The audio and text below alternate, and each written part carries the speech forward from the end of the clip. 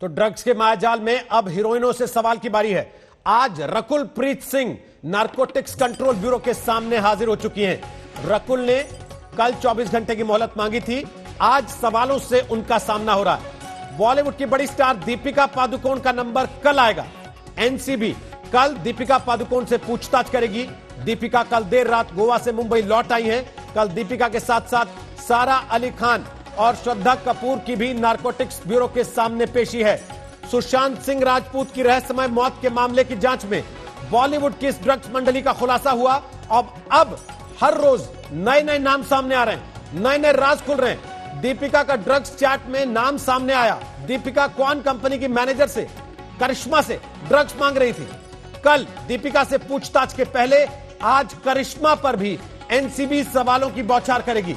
और सवालों के पहले मुंबई में एनसीबी का एक्शन भी जारी है। नारकोटिक्स ब्यूरो ने 3 ठिकानों पर आज छापेमारी की है। इस बीच Rakul Preet Singh NCB guest house पहुंच चुकी हैं, जहां उनसे पूछताछ हो रही है और साथ ही करिश्मा से भी एनसीबी आज पूछताछ कर रही है। और हमारे दो सहयोगी इस वक्त वहीं एनसीबी से लाइव हमारे साथ मौजूद हैं, जहां रकुल प्रीत सिंह से, करिश्मा से पूछताछ चल रही है। श्वेता सिंह वहां पर मौजूद हैं, अरविंद ओझा वहां पर मौजूद हैं। अरविंद ओझा, पहले आप बताइए क्या खबर आपके पास आ रही है अंदर से?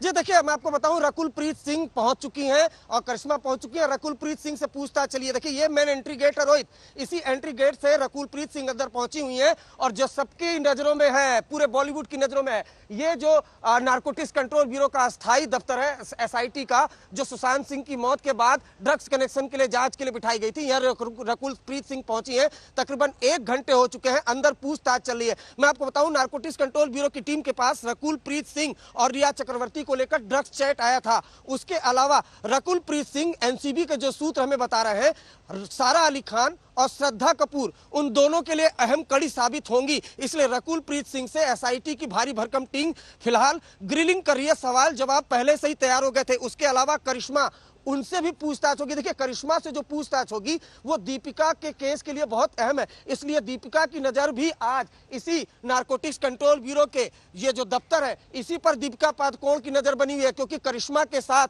उनका ड्रग्स का चैट आया था, जिसमें वो माल का जिक्र कर रही थी, बीड़ का जिक्र कर रही थी, बीड़ नहीं था तो हशीश का जिक्र कर रही थी, ये तमाम चीजें। तो करिश्मा से सवाल जवाब होंगे कि दीपिका पादुकोण ने आपसे क्या पहली बार ड्रग्स मंगवाया, और क्या पहले भी ड्रग्स मंगवा चुकी थी, ये ड्रग्स किसके लिए मंगवाया जा रहा था, क्या दीपिका उसको कंज्यूम करती थी। तो करिश्मा जो कुछ भी बोलेंगी वो दीपिका की कम से कम नारकोटिक्स कंट्रोल ब्यूरो के केस में तय करेगा। और देखिए रोहित, आज शुक्रवार है, बॉलीवुड के लिए काफी अहम दिन होता है, किस्मत तय होती है, फिल्में रिलीज होती है। तो देखिए, पूरा फिल्मी सेट, देखिए मुंबई पुलिस की भारी भरकम टीम, सुरक्षा इतनी हैवी है यहाँ पर। कोलाबा की देखिए जरा, कोलाबा पुलिस की ये वैन है, ये यहाँ पे पहुंच गई है। मुंबई पुलिस की भारी भरकम टीम है। एंट्री गेट अगर आप देखिए तो यहाँ पर पूरी तरह से बैरिकेटिंग कर दी गई है। हालांकि रकुल प्रीत सिंह यहाँ पर आई हैं, लेकिन दीपिका पादुकोण, हीरोइन नंबर 1, जिन पर सबकी नजरें हैं, जिनका ड्रग्स चैट सामने आया, उनसे पूछताछ होगी। दीपिका पादुकोण से भी जो पूछताछ होगी वो बेहद दिलचस्प होगी। अगर वो स्वीकार करती है कि उन्होंने ड्रग्स लिया था तो करोड़ों की ब्रांड वैल्यू है, उस पर धक्का लगेगा। क्योंकि मीडिया के पास तो खबरें आएंगे ही आएंगी नारकोटिक्स कंट्रोल ब्यूरो से, आज तक वो अपने दर्शकों को सबसे पहले खबर दिखाएगा। लेकिन अगर वो इनकार करती हैं कि उन्होंने ड्रग्स नहीं लिया, किसी और के लिए मंगवाया था, तो फिर सवाल उठेगा कि किसके लिए मंगवाया था। फिर रिया चक्रवर्ती वाला जैसा हाल न हो जाए, क्योंकि खरीद और फरोख्त में 27 कैपिटल ए लगता है, जिसमें जमानत मिलना मुश्किल होता है। रिया चक्रवर्ती को जमानत नहीं मिली है। लेकिन जो आज पूछताछ हो रही है, रकुल प्रीत से पूछताछ हो रही है। तस्वीरें देखिए आप रोहित, और भारी भरकम मुंबई पुलिस की सुरक्षा व्यवस्था कितनी कड़ी हो गई है। देखिए यहाँ पर बारिश हो रहा है, उसके बावजूद भी कैमरामैन परिंदर सिंह कहेंगे ये दिखाएं, ये मेन एंट्री गेट है रोहित, और यहाँ से एंट्री हुई है रकुल प्रीत सिंह की कुछ घंटों पहले। और फिलहाल अंदर सवालों के जवाब दे रही हैं। उनको ड्रग्स चैट दिखाया जा रहा है रिया चक्रवर्ती के साथ, जिसमें वो ड्रग्स को लेकर बातें कर रही थी। वापस आते हैं अरविंद ओझा, आपके पास पूछेंगे आपसे अंदर क्या क्या सवाल एनसीबी उनसे पूछ रही है। लगातार एक एक खबर आप सबसे पहले आज तक के जरिए हमारे दर्शकों तक पहुंचा रहे हैं। श्वेता सिंह भी इस वक्त वहां पर मौजूद है। श्वेता, अरविंद कह रहे हैं कि सेट लग चुका है, शुक्रवार का दिन है, अमूमन पिक्चर रिलीज होती है, लेकिन आज जो पूछताछ होगी उसमें ना सवाल फिल्मी होंगे और ना ही जवाब फिल्मी देने से काम चलेगा, क्योंकि अब सब कुछ रियल है। सब कुछ रियल है और मुझे लगता है कि उस फ्राइडे ब्लॉकबस्टर की पे जिसकी तस्वीर लगेगी वो एनसीबी का एक ठप्पा भी उसमें लगा रहेगा रोहित, क्योंकि जब से ये पूछताछ शुरू हुई है, जब से तफ्तीश शुरू हुई है, सबसे तेज रफ्तार से एनसीबी की तरफ से ही चीजें निकल रही है। यहाँ देखिए पुलिस की गाड़ियों की मौजूदगी लगातार, ये बहुत चौड़ी सड़क है, लेकिन यहाँ पर इसीलिए इसे रोका गया है, इसीलिए बाधित किया गया है आधा क्योंकि यहाँ पर वो वीवीआईपी पूछताछ का सिलसिला आज से शुरू हो गया है। अभी तक भी पूछताछ चल रही थी, लेकिन इस तरह की तस्वीरें नहीं रहती थी। अब छातों को लेकर पुलिस वाले लगातार यहाँ पर तैनात हैं ताकि किसी भी तरह से कोई गड़बड़ी ना हो। यहाँ पर देखिए हर एक व्यक्ति, जितनी लॉ एनफोर्समेंट एजेंसियां हैं, सबका एक ही लक्ष्य है, स्वच्छता। चाहिए सबको स्वच्छ बॉलीवुड, एक ड्रग्स मुक्त बॉलीवुड। रोहित, बॉलीवुड वहां जहां सपने पलते हैं, आज देखिए खौफ ऐसा पल रहा है वहां पर कि जो समय दिया जाता है उससे पहले आकर बैठ जाते हैं यहाँ पर, यह दिखाने के लिए कि हम सब आपके साथ सहयोग करना चाहते हैं। शायद थोड़ी सी रियायत मिल जाए, लेकिन अगर गलती हुई होगी तो रियायत किसी तरह की नहीं रहेगी। रिया चक्रवर्ती के केस में हम देख चुके हैं, अब उससे बड़े नाम जरूर हैं, लेकिन अब सब एक के बाद एक उस सूची में है जहां पर अभी रकुलप्रीत सिंह, जो कि अपनी सुनवाई से आधे घंटे पहले पहुंच गई, और करिश्मा जिसकी पूछताछ होनी है लंच के बाद, वो उसके ठीक कुछ देर बाद। आज तक सिर्फ खबरें सबसे पहले नहीं दिखा रहा है, तस्वीरें सबसे पहले दिखा रहा है। उस समय भी अरविंद ओझा ने वो तस्वीरें सबसे पहले करिश्मा की दिखा दी थी, लेकिन अपने चेहरों पर खौफ को लिए एक करके भीतर दाखिल हो रहे हैं। मालूम है पूरे दिन की पूछताछ है, पता नहीं रात का कौन सा पहर हो जब तक उन सवालों के जवाब देने हो, क्योंकि जब तक एनसीबी संतुष्ट नहीं होती है तब तक बार यहाँ पर हाजिरी तो लगानी होगी। रोहित, बिल्कुल, और मौसमी सिंह हमारे साथ आ गई हैं दीपिका पादुकोण के घर से, क्योंकि सबकी नजर दीपिका पादुकोण पर है। बॉलीवुड की ए लिस्ट हीरोइन जिनका नाम बड़े सितारों में शुमार किया जाता है, उनका जिक्र आना ड्रग पेडलर्स के साथ चैट में, उन लोगों के साथ चैट में जो ड्रग मैनेजमेंट का काम कर रहे थे टैलेंट मैनेजमेंट के नाम पर, और उसके बाद गोवा से दीपिका पादुकोण का मुंबई लौटकर आना। कल दीपिका की पेशी है, लेकिन आज से ही तैयारी कर दी गई है एनसीबी के दफ्तर के बाहर। मौसमी, उनके घर के बाहर की स्थिति क्या है, जरा दिखाइए।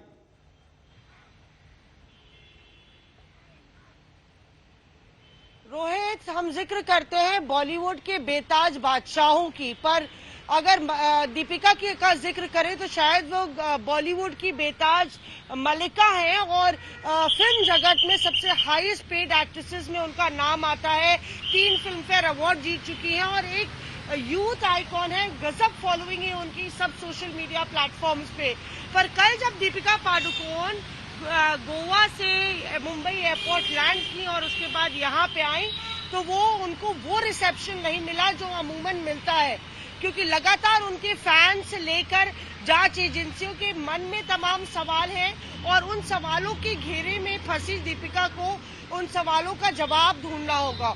और यही वजह है कि लगातार अपने वकीलों से वो सलाह मशवरा कर रही होंगी। नजर उनकी, हालांकि आज उनको पेश होना था, उन्होंने समय मांगा है, पर नजर उनकी एनसीबी की पड़ताल पर भी होगी। महत्वपूर्ण बात यह है कि दीपिका ने हमेशा, आप देखिए, अपनी फिल्मों के जरिए एक आधुनिक महिला के तौर पे मैसेज देने की कोशिश की है। लव आजकल से लेके कॉकटेल जैसी पिक्चरों में उन्होंने बताया कि एक प्रोग्रेसिव इंडिया, एक मतलब जो युवा है, चाहे 21वीं सदी के जो युवा है, उनको कैच करने की हमेशा कोशिश की, और वो फैन फॉलोइंग हम लोग ने ट्विटर, सोशल मीडिया पर भी देखी। अब जब दीपिका पादुकोण एक ऐसे चौराहे पर खड़ी है जहां पे उन पर संगीन आरोप लग रहे हैं, चाहे वो ड्रग की कंजम्पशन को लेके हो या फिर एनसीबी पड़ताल करेगी उसकी खरीद फरोख्त को लेके, तो दीपिका को तमाम सवालों के जवाब देने होंगे। और इस सब के बीच वो इलेक्ट्रॉनिक एविडेंसेस है, वो व्हाट्सएप चैट है 2017 की। क्या वो व्हाट्सएप चैट के जरिए और परतें खुलेंगी, क्योंकि सब कुछ शुरू हुआ रिया चक्रवर्ती के टेलीफोन से। उसकी जब क्लोनिंग ईडी ने की, उसके बाद एनसीबी के पास मामला पहुंचा, ड्रग्स का मामला सामने आया, और रिया के साथ साथ शौविक और 15-16 लोगों को और गिरफ्तार किया गया। और अब 4 जो बड़ी अभिनेत्रियां हैं वो आरोपों के घेरे में, और उन सब में सबसे बड़ा दीपिका पादुकोण का चेहरा है। क्या ये यहीं तक रुकता है? क्या फुल स्टॉप लगेगा, पूर्ण विराम लगेगा दीपिका के बाद, या फिर ये बॉलीवुड के जो अंधेरे ड्रग्स के जाल है उसको खोलेगा? परते दर परते खुलेंगी, ये सब तय करेगा दीपिका का एनसीबी को जवाब और जो पड़ताल हो रही है। श्वेता सिंह हमारे साथ हैं, अरविंद ओझा हमारे साथ हैं, लगातार एक के बाद एक अपडेट अरविंद ओझा वहां से दे रहे हैं। अरविंद ओझा, क्या कुछ खबर मिल पा रही है? रकुलप्रीत से क्या पूछताछ हो रही है, क्या सवाल एनसीबी पूछ रही है? क्योंकि ये आज जो होगा उस पर नजर दीपिका पादुकोण की भी होगी, और क्या दीपिका पादुकोण के साथ उनके पति को जाने की अनुमति मिलेगी? जिस तरह की खबरें हैं कि उन्होंने भी साथ में बैठने की अनुमति मांगी है, क्या ऐसा होता है? नहीं, देखिए ऐसा हमें नारकोटिक्स कंट्रोल ब्यूरो ने, कम से कम हमारे सूत्रों ने, जो एसआईटी की टीम है, उन्होंने कहा है कि इस तरह का कोई हमें रिक्वेस्ट नहीं आया है। और देखिए ये इन्वेस्टिगेशन है, यहाँ पर भावनाएं नहीं चलती हैं। नारकोटिक्स कंट्रोल ब्यूरो की टीम जिसको पूछताछ के लिए, एजेंसी जिसको भी पूछताछ के लिए बुलाती है, उसी को आना होता है। संबंध सिर्फ दीपिका को है तो सिर्फ दीपिका ही आएंगी। देखिए कई मामलों में ऐसा होता है कि जो आरोपी का वकील होता है वो साथ में आने की कोशिश करता है, लेकिन उसको भी एक जगह दिखा दी जाती है कि जी आप यहाँ पर बैठे रहिए। तो एंट्री तो सिर्फ उसी की होती है जिसको सम्मन भेजा जाता है। यहाँ कोई घर परिवार नहीं चल रहा है रोहित, यहाँ जांच चल रही है। नारकोटिक्स कंट्रोल ब्यूरो के जो सीनियर ऑफिशियल हैं उन्होंने आज तक को ये बताया है। तो अब सवाल जवाब तो सिर्फ दीपिका पादुकोण को लेकर होंगे।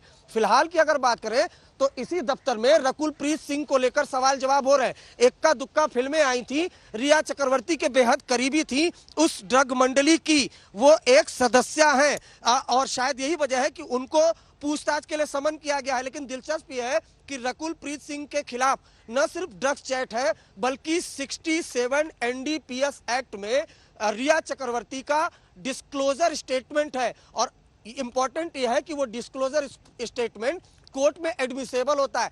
तो दो आधार हैं, एक तो ड्रग्स वाले चैट पर उनसे पूछताछ होगी कि क्या आपने ड्रग्स लिया, किसके साथ लिया, और रकुलप्रीत सिंह की सारा अली खान से भी अच्छी घनिष्ठता है, ये सूत्रों से हमें जानकारी मिली है। तो सारा अली खान के भी बारे में पूछताछ होगी। तो रकुलप्रीत सिंह जो पूछताछ होगी वो हो सकता है कि बॉलीवुड के ड्रग्स कनेक्शन में कुछ और नाम सामने आ जाए, कुछ और ड्रग पेडलर सामने आ जाए, इसलिए एनसीबी की टीम रकुलप्रीत सिंह से पूछताछ करना चाह रही थी। लेकिन रकुलप्रीत सिंह भी लगातार बहानेबाजी कर रही थी। जब सम्मन भेजा नारकोटिक्स कंट्रोल ब्यूरो ने, अव्वल तो उन्होंने एक्सेप्ट नहीं किया, उसके बाद फिर उन्होंने कहा हमें सम्मन नहीं मिला। नारकोटिक्स कंट्रोल ब्यूरो की टीम ने आज तक को बताया कि वो बहानेबाजी कर रही है, लेकिन कल आखिरकार एक्नॉलेज किया उन्होंने जो सम्मन था उसको, और उसके बाद उन्होंने आज आने की बात कही थी। और इसी दफ्तर में, इसी एंट्री गेट से देखिए भारी भरकम मुंबई पुलिस की सुरक्षा है। जरा एंट्री गेट दिखा देते हैं आज तक पर एक्सक्लूसिव, क्योंकि इस रूट से कोई भी मीडिया कर्मी नहीं है। देखिए एंट्री गेट है, बारिश हो रही है, छतरी लगाए, सुरक्षा व्यवस्था पूरी तरह से मुस्तैद, और ये पूरी बैरिकेटिंग कर दी गई है। जरा तस्वीर देखिए, ये फिल्मी सेट ऐसा ही होता है लेकिन रियल लाइफ है। इसमें असली पुलिस है, असली एनसीबी है, और असली सवाल है और असली आरोप है, ऐसा नारकोटिक्स कंट्रोल ब्यूरो के जो अफसर है उनका कहना है। तो रकुलप्रीत सिंह से पूछताछ चली है, करिश्मा से जो पूछताछ चली है उस पर हीरोइन नंबर 1 यानी दीपिका पादुकोण की सबसे ज्यादा नजर है, क्योंकि करिश्मा क्या सवालों के जवाब देती हैं, उसी से दीपिका की किस्मत नारकोटिक्स कंट्रोल ब्यूरो वाले केस में तय होगी। बिल्कुल वापस आएंगे, श्वेता सिंह हमारे साथ हैं। श्वेता सिंह, अरविंद ओझा कह रहे हैं कि अंदर अकेले ही जाना होता है, ये कोई घर परिवार की बात नहीं है, लेकिन तस्वीरें अपने आप बहुत इंपैक्ट छोड़ती हैं। और खास तौर पर कल रणवीर सिंह का जाना, दीपिका का हाथ पकड़कर उन्हें लेकर आना, क्या यह समझा जाए जैसे जेएनयू के दौरान आरोप लगा कि वो एक फोटो ऑप क्रिएट किया गया था, ठीक उसी तरीके से कल भी वो एक फोटो ऑप था जिसके जरिए एक सटल मैसेजिंग हुई? क्या आपको लगता है ऐसा? दो चीजें कहूंगी यहां पर रोहित। सबसे पहले, खबर के लिए आज तक अफवाहों के लिए कोई भी, इसीलिए खबर तो हम यही दे रहे थे कि एनसीबी के सूत्र यही बता रहे हैं कि इस तरह की कोई रिक्वेस्ट नहीं हुई। ये रिक्वेस्ट हो नहीं सकती है कानूनी तौर पर, क्योंकि कोई जा नहीं सकता है जिससे भी पूछताछ हो जाए। दूसरी अहम चीज रोहित, जो सबको समझना जरूरी है, और खासकर उस पीढ़ी को जो आंख बंद करके फिल्मी सितारों को, जो फिल्मी पर्दे के सितारे हैं, उन पर भरोसा कर लेता है, उस नैरेटिव की, उस ब्रांडिंग की, जिसमें आप दिखाते हैं कि मैं एक फैमिली पर्सन हूं, मैं कैसे ऐसी गलती कर सकती हूं। देखिए मुंबई पुलिस के जवान यहां पर खड़े हैं। अब बॉलीवुड की सिंघम से पहले कि मुझे एक फिल्म याद करके बता दीजिए, यहां पर ईमानदार तस्वीर पेंट की जाती थी। आज की तस्वीर जो ये है वो बॉलीवुड पर्दे से उतरकर हकीकत में आ रहा है। उसने तो नैरेटिव बहुत लोगों के लिए सेट किया कि गांव में कौन होगा जो सबसे अत्याचारी होगा, पुलिस बल कैसे हमेशा बॉलीवुड के हिसाब से खराब रहेगी। लेकिन आज जब उनके सामने बैठेंगे तब याद आएगा कि क्या नैरेटिव किसके लिए बनाया गया। आने वाले दिनों में न जाने क्या बनाने की कोशिश हो। मौसमी अभी आधुनिक औरतों की, मॉडर्न इंडियन वुमेन की भी बात कर रही थी, चाहे ओटीटी प्लेटफॉर्म्स हो, चाहे बॉलीवुड हो, हर जगह ये बताए क्या सिर्फ सिगरेट के कश खींचना जिसे बॉलीवुड के पर्दे पर कूल दिखाया जाता है यह सही था? सिर्फ धूम्रपान निषेध है लिख देना उस समय स्क्रीन पर और उस युवा पीढ़ी को एक्सपोज कर देना कि देखो ये चीजें कितनी अच्छी चीजें हो रही हैं। ड्रग्स को अगर किसी फिल्म में दिखाया जाता है तो एक कॉमेडी सीन के तौर पर दिखाया जाता है। क्या ये कॉमेडी हो रही है? यहां पर ये सारी अभिनेत्रियां बताएंगी कि जो नैरेटिव बॉलीवुड सालों साल से, दशकों से सेट कर रहा था, वो नैरेटिव आज सही करने की बारी है। रोहित, वापस आते हैं श्वेता सिंह आपके पास। श्वेता सिंह हमारे साथ मुंबई से इस वक्त लाइव मौजूद हैं, आपको दिखा रही हैं तस्वीरें। किस तरीके से कड़ी सुरक्षा इस वक्त की गई है, चाक चौबंद इंतजाम किया गया है, क्योंकि अभी रकुल प्रीत की पेशी चल रही है नारकोटिक्स कंट्रोल ब्यूरो के सामने। कल दीपिका पादुकोण की पेशी होगी, सारा अली खान की पेशी होगी, श्रद्धा कपूर की पेशी होगी और मौसमी सिंह मौजूद हैं दीपिका पादुकोण के घर के बाहर। और अरविंद ओझा लगातार एक के बाद एक खबरें आप तक पहुंचा रहे हैं। सबसे पहले आपको हर चीज बता रहे हैं, अरविंद ओझा ही थे आज तक पर जिन्होंने सबसे पहले आपको बता दिया था कि 25 से ज्यादा सितारे नारकोटिक्स कंट्रोल ब्यूरो के रडार पर आने वाले हैं, जिनके खिलाफ एनसीबी ने डॉजियर तैयार कर लिया है। और यह बात आपको हमने कब बता दी थी?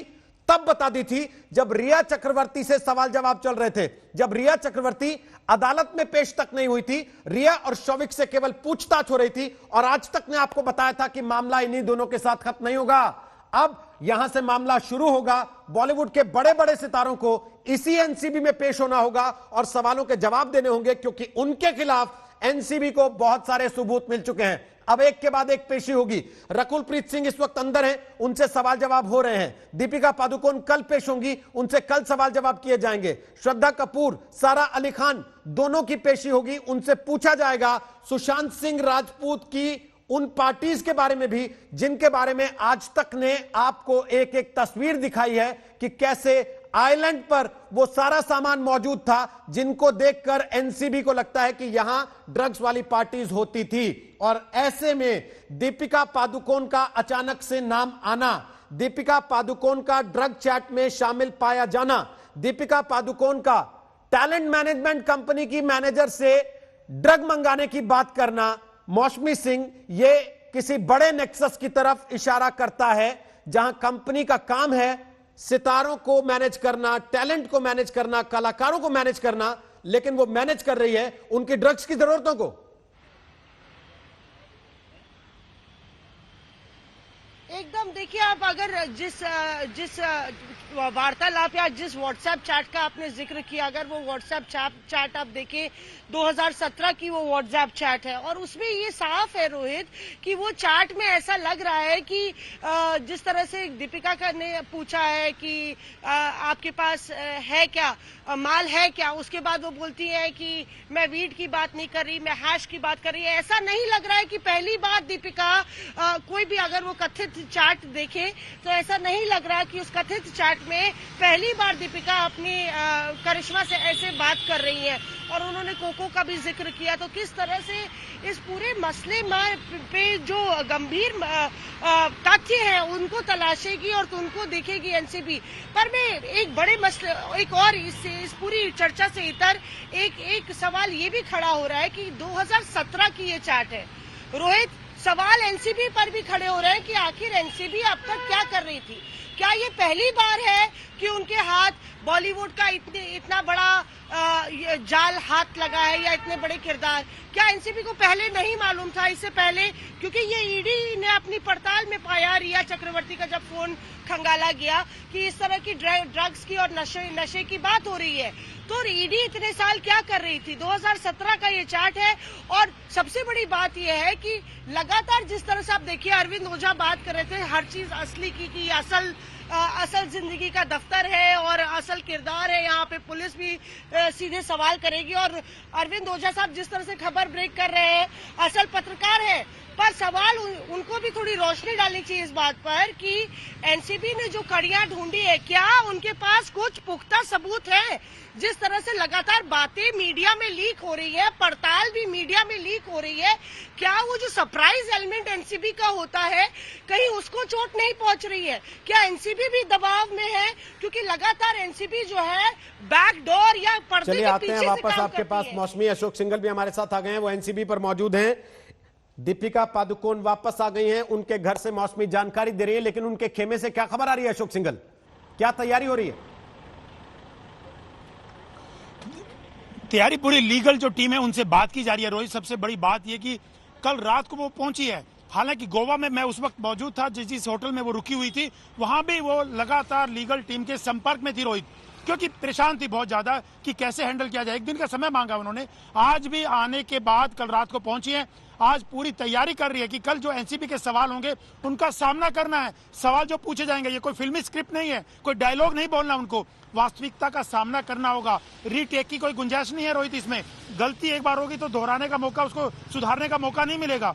तो ये बात दीपिका पादुकोण जानती है, इसीलिए बड़े से बड़े वकीलों से लगातार उनकी जो टीम है उनसे बातचीत कर रही है। जो चैट आई है करिश्मा के साथ उस पर बातचीत कर रही है और करिश्मा से यहाँ पूछताछ हो रही है। दोनों को आमने सामने बिठा के भी पूछा जाएगा रोहित, लेकिन करिश्मा से आज वो चैट के बारे में जो 2017 की आई है उसके बारे में तो बात की जाएगी, लेकिन आमने सामने भी पूछा जाएगा कि और किन को प्रोवाइड करवाती थी चैट, क्या दीपिका पादुकोण को ही दी? और दीपिका पादुकोण से जब बात की जाएगी अकेले में, उसके बाद दोनों से बात की जाएगी, तो ये कड़ियां आगे के आगे चलेंगी। इतना तक सीमित नहीं है रोहित, लेकिन दीपिका पादुकोण कल रात आई, अपने परिवार के साथ रही, बातचीत की, वहां से भी बातचीत कर रही थी, लेकिन असली बात ये रहेगी कि कल से पहले आज पूरी तैयारी कर लेना चाहती है। जो सवाल एनसीबी पूछ सकती है उन तमाम सवालों की तैयारी वो कर रही है। और चैट के बारे में खास चलिए वापस आते हैं। दीपिका पादुकोण लीगल तैयारी कर रही हैं, वकीलों से सलाह हो रही है, कल एनसीबी के सामने पेशी होगी तो क्या जवाब दिया जाएगा। बिहार में आज विधानसभा चुनाव की तारीखों का ऐलान हो सकता है। 12:30 बजे चुनाव आयोग ने प्रेस कॉन्फ्रेंस बुलाई है। माना जा रहा है कि 243 सीटों के लिए तारीखों का ऐलान हो सकता है। कोरोना काल में यह देश का पहला चुनाव होगा, इसलिए कई मायनों में यह चुनाव अलग होगा। आज चुनाव आयोग 12:30 बजे के आसपास प्रेस कॉन्फ्रेंस करेगा और चुनाव के कार्यक्रम की जानकारी उस प्रेस कॉन्फ्रेंस में दी जा सकती है। अभी तक जो सूत्रों के हवाले से खबर आ रही है उसके मुताबिक बिहार चुनाव 3 चरणों में कराए जा सकते हैं। हालांकि आपको बता दें कि सामान्य परिस्थितियों में पिछली बार जब बिहार का चुनाव हुआ था तो 5 चरणों में बिहार का चुनाव हुआ था साल 2015 में, लेकिन इस बार जो खबर आ रही है उसके मुताबिक 3 चरणों में चुनाव हो सकता है। पिछली बार 9 सितंबर को ही तारीखों का ऐलान कर दिया गया था, लेकिन इस बार 25 सितंबर यानी आज के दिन माना जा रहा है कि चुनाव की तारीखों का ऐलान होगा। पिछली बार 8 नवंबर को 2015 में चुनाव के नतीजे आए थे जिसमें महागठबंधन को बहुमत मिला था। अब देखने की बात होगी कि चुनाव आयोग आज जब तारीखों का ऐलान करता है तो चुनावी डेट शीट क्या रहती है।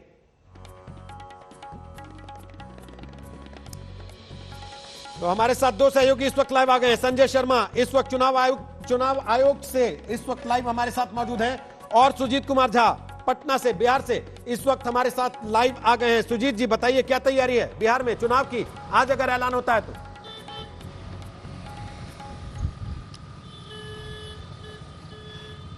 देखिए रोहित, जहां तक चुनाव की तैयारी की बात करें तो चुनाव आयोग काफ़ी हद तक तैयार है इस चुनाव के लिए। और कोरोना काल में ये चुनाव हो रहा है और पहला चुनाव है इस तरह की परिस्थितियों में होने वाला, ये तो चुनाव आयोग के लिए काफ़ी चुनौती भी थी, लेकिन तैयारी उन्होंने ज़ोर शोर से की है।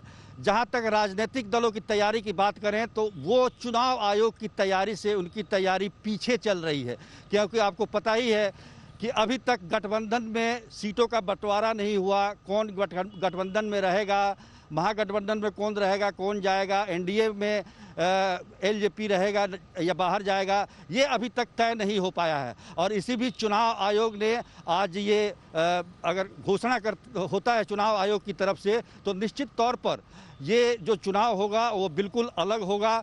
अब तक जो हम लोग चुनाव देखते हुए आए हैं वैसा चुनाव नहीं होगा, ये अलग तरीके का चुनाव होगा, क्योंकि ये कोरोना के संक्रमण काल का चुनाव है।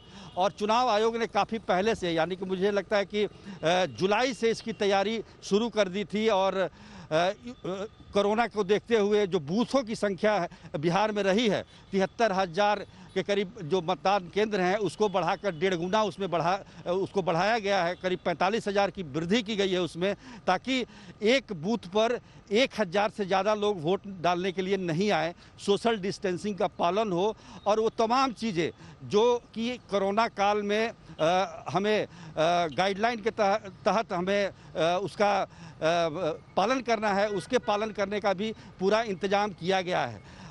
आप जो है ग्लव्स लगाकर और मास्क लगाकर ही वोट करने जाएंगे। हालांकि एक बात ज़रूर है कि आपको अपनी पहचान दिखाने के लिए थोड़े समय के लिए आपको मास्क हटाना पड़ेगा, ताकि मतदान कर्मी आपके चेहरे को पहचान सके, आपके पहचान पत्र से मिला सके। इसके अलावा कोई भी ऐसा ये नहीं है कि जिसमें ये लगे कि कोरोना इससे बढ़ावा कोरोना का संक्रमण इससे बढ़ेगा। हालांकि विपक्षी दल लगातार चुनाव को टालने की बात करते रहे। आज भी विपक्षी दलों की तरफ से ये कहा जा रहा है कि एक तरफ कोरोना की वजह से संसद को बंद कर दिया जाता है, तो दूसरी तरफ बिहार में चुनाव का ऐलान हो रहा है। तो निश्चित तौर पर रोहित की ये इस बार का चुनाव हम कह सकते हैं कि और चुनाव से काफ़ी भिन्न होगा। बिहार का चुनाव आपको पता ही है, काफ़ी कलरफुल चुनाव माना जाता है रहा है यहाँ पर।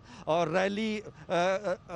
रैला की भरमार होती थी यहाँ पर, लेकिन वो सब दिखाई नहीं देगा। बताया जाता है कि आप 100 से ज़्यादा लोग एक जगह इकट्ठा नहीं कर सकते। हालांकि अभी और गाइडलाइन आने बाकी है चुनाव आयोग की तरफ से, लेकिन अब तक की जो जानकारी है तो बड़ी रैलियाँ जो प्रधानमंत्री मुख्यमंत्री के स्तर पर हुआ करती थी वो रैली इस बार नहीं होगी, और सारा कुछ डिजिटल और वर्चुअल रैली के तहत ही मतदाताओं के तक पहुंचने की कोशिश तमाम राजनीतिक दल कर रहे हैं। वापस आते हैं आपके पास। चुनाव आयोग क्या तैयारी कर रहा है, संजय शर्मा बताइए, क्योंकि रैली को लेकर कह दिया गया 100 से ज्यादा की रैली नहीं होगी, बड़े नेता रैली नहीं करेंगे, वर्चुअल रैली करेंगे, क्या होगा, क्या कुछ प्लानिंग चुनाव आयोग कर रहा है? संजय शर्मा।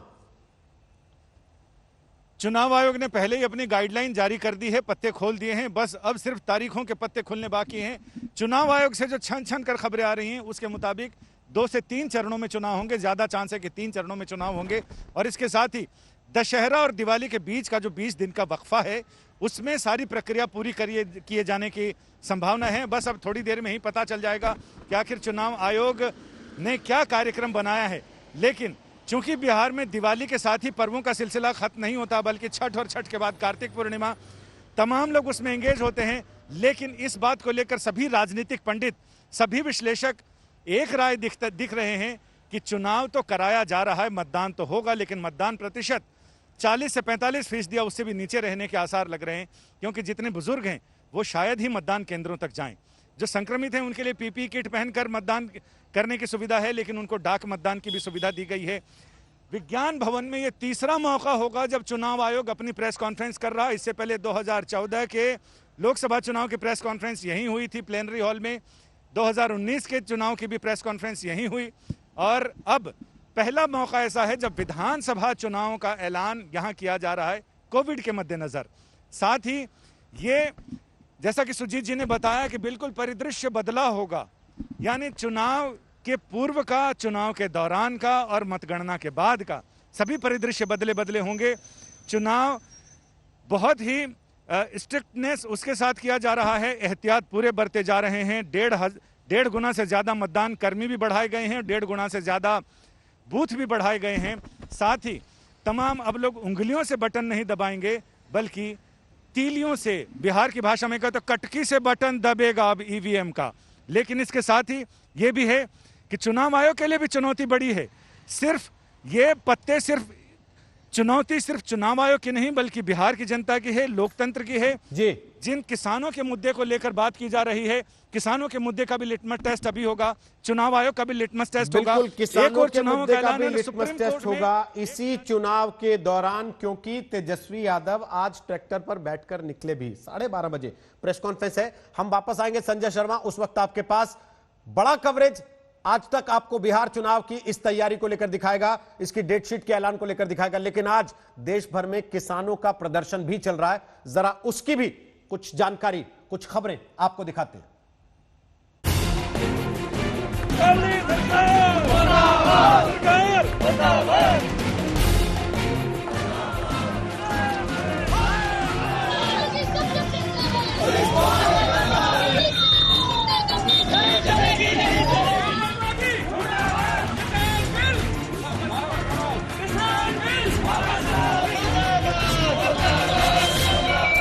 आज देश भर में चक्का जाम करने का ऐलान किया है। इसमें कुल 31 संगठन शामिल हैं। यूपी समेत कई राज्यों में किसान संगठनों ने आज रेल रोकी है, हाईवे को जाम करने की कोशिश की गई है। कई जगहों पर इस वक्त भी किसानों का प्रदर्शन चल रहा है। फिलहाल कहीं से हिंसा की खबर नहीं है।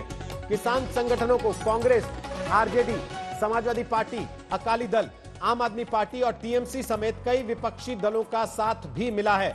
हम आपको इस वक्त देश के 8 शहरों की तस्वीरें दिखा रहे हैं जहां किसान प्रदर्शन के लिए निकले हैं। बेंगलुरु में आप देख सकते हैं सुरक्षा के कड़े इंतजाम किए गए हैं।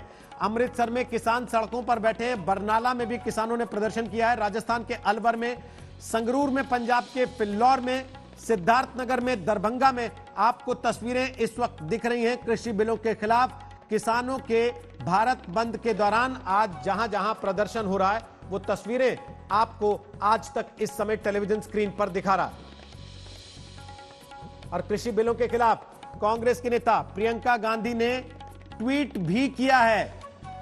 उन्होंने कहा कि किसान से एमएसपी छीन ली जाएगी। हालांकि आपको बता दें, प्रधानमंत्री नरेंद्र मोदी ने खुद किसानों को एक संदेश के जरिए यह बताने की कोशिश की कि एमएसपी पर विपक्ष आपको भटकाने और भड़काने की कोशिश कर रहा है।